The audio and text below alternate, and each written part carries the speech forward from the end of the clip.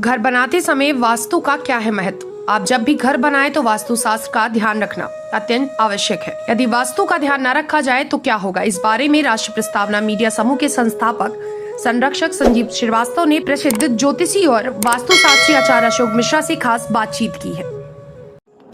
नमस्कार, आप देख रहे हैं राष्ट्रीय प्रस्तावना और मैं हूं संजीव श्रीवास्तव। जैसा कि पता है आपको, राष्ट्रीय प्रस्तावना समय समय पर आपको सामयिक जानकारी देता रहता है। आज इसी रेफरेंस में हम देश के जाने माने कथाव्यास राघव शरण जी महाराज के आवास पर आए हैं, जहां देश के प्रसिद्ध आचार्य पंडित अशोक मिश्र जी पधारे हैं और उन्होंने आज गृह प्रवेश कराया है।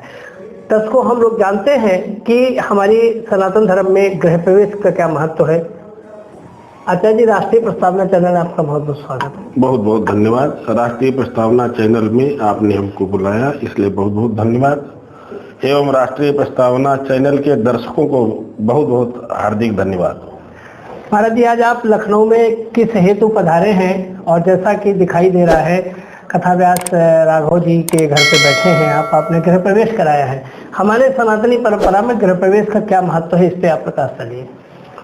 जी बिल्कुल, समसामयिक आपने प्रश्न पूछा है। बहुत ही आवश्यक जानकारी लोगों को प्राप्त होगी। बहुत लोग मकान बनवा लेते हैं लेकिन वास्तु पूजन नहीं कराते हैं, जिनके वास्तु पूजन न कराने की वजह से बहुत से दोष उत्पन्न हो जाते हैं, जैसे भूमि खनन, वृक्षच्छेदन, नाना विधि हिंसादि दोष परिहारार्थम ये वास्तु पूजन का विधान है कि जमीन को खोदना, उसमें जीवों की हिंसा होना, वृक्ष वनस्पतियों को काटा जाना, जिस भूमि पर हम भवन बना के रह रहे हैं, सुख निवास चाहते हैं, वहां पर अनेक जीवों की हिंसा हो जाती है। उन हिंसा इत्यादि दोष को दूर करने के लिए हमारे शास्त्रों में, वैदिक वाङ्मय में वास्तु पूजन का, वास्तु जो है भगवान नारायण का ही स्वरूप है।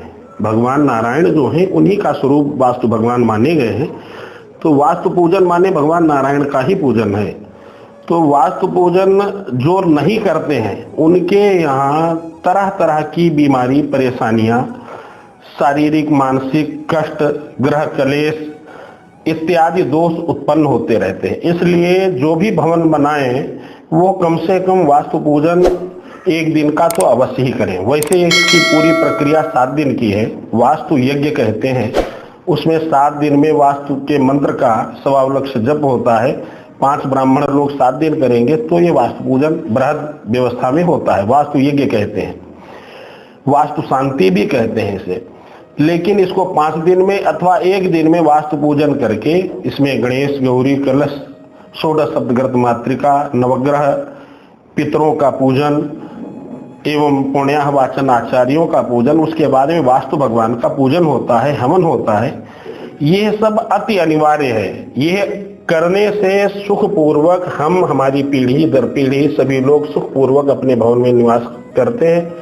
अगर ऐसा न करें तो तरह तरह की समस्याओं में ग्रसित होते हैं। ये वास्तु पूजन की महिमा है। हर व्यक्ति को वास्तु पूजन अवश्य ही समय पर कराना चाहिए। कदाचित कोई लोग मकान बनाने के समय, ज्यादातर लोग आजकल की धारणा है मकान बना लिया, 10 लाख 20 लाख 50 लाख खर्च कर दिए और सत्यनारायण की कथा कह के उन्होंने गृह प्रवेश कर लिया, रामायण कह के गृह प्रवेश कर लिया। तो रामायण तो हमेशा होती रहती है, मुंडन एक बार में होता है, दाढ़ी बाल तो हमेशा बनाए जाते हैं, विवाह एक बार होता है, जनेऊ एक बार होता है, मुंडन एक बार होता है, ऐसे गृह प्रवेश एक बार होता है। रामायण और सत्यनारायण की कथा ये तो महीने में, हर महीने करने का प्रचलन है, पुराने जमाने में होती ही थी। इसलिए गृह प्रवेश के समय वास्तु पूजन हर व्यक्ति को अनिवार्य रूप से करना चाहिए। कदाचित कोई नहीं कर पाया है तो उसको समय पर मुहूर्त देख के शुभ मुहूर्त में वास्तु पूजन करा लेने से दुनिया की समस्याओं से बच सकते हैं, दैवी आपदाओं से बच सकते हैं। धन्यवाद आचार्य जी, आपने बहुत अच्छी जानकारी दी। तो ये थे हमारे साथ पंडित अशोक आचार्य जी, जो देश के जाने माने आचार्य हैं। बहुत विधि विधान से पूजन पठन का अध्ययन है आपको। मैं आपको अगले पॉडकास्ट में फिर ले आता हूँ।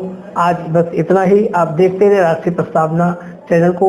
नमस्कार, धन्यवाद।